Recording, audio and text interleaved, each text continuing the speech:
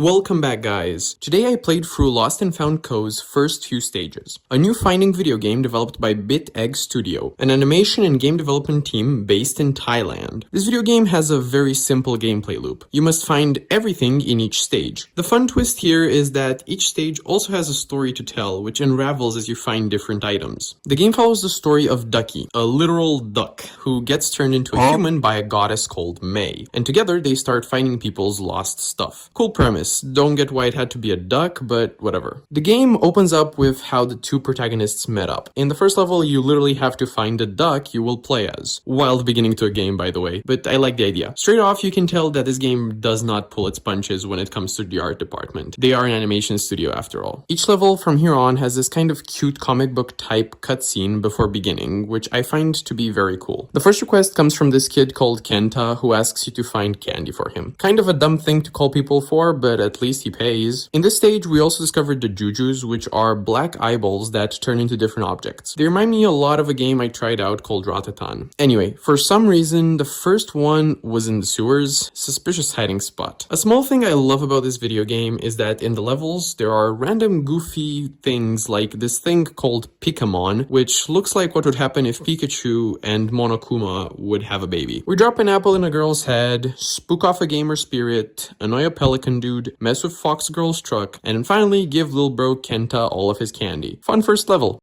We then talk to a big chicken and a small white cat who introduce us to the room editor of this game. I swear, why does every video game nowadays have a room editor? Just go to IKEA, guys. Then Fox Lady pops up and tells us to come buy furniture from her. We then doom scroll through the in-game Instagram. Yeah, they have something like that as well. What? The second stage takes place in a restaurant on the sea where we're looking for a captain. This location is crazy full of insanely beautiful designs and stunning animations. Here we meet Pony Jackson, the greatest dancer in Lost and Found Co. history. We had to find a bunch of drinks for people. We then disturbed this poor merman who was just sleeping in his cave. Luffy from One Piece was also here, and for some reason he turns into a monkey when you give him his drink back. I guess we should have given him meat instead. In the end, we find the captain drunk above the bar. You also get to look for sheep and chests in this stage, which is kind of funny. Once we're done with that, we summon ghosts on the pirate ship and almost off a little dolphin guy. Poor dude. Shaggy from Scooby-Doo is also in this level.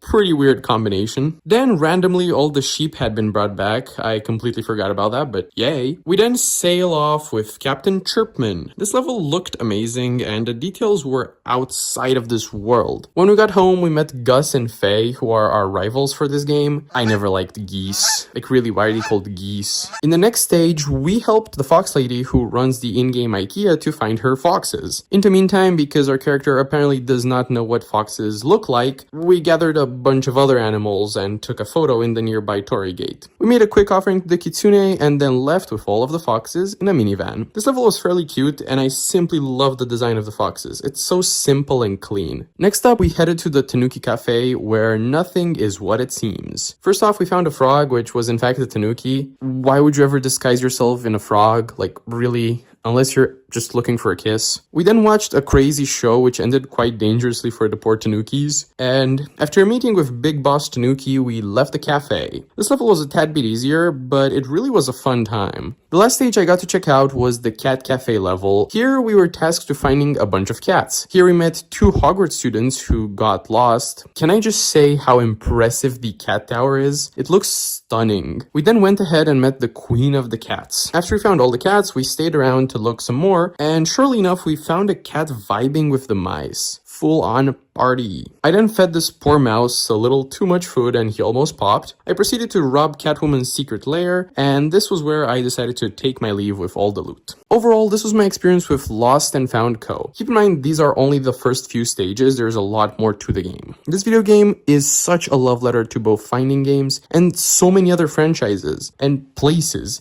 with Japan at the top of that list. There really is something special about this title. It definitely is one to add to your wish lists. I had a blast with it and I'm looking forward to getting to experience the game in full. The game is fully out right now and it is definitely an experience worth your time. Be sure to also show the creators some love for building such an amazing experience. Give this video game a shot and tell me your thoughts on it in the comment section below. Thank you for watching, subscribe for more videos just like this one, and have a nice day. Bye-bye.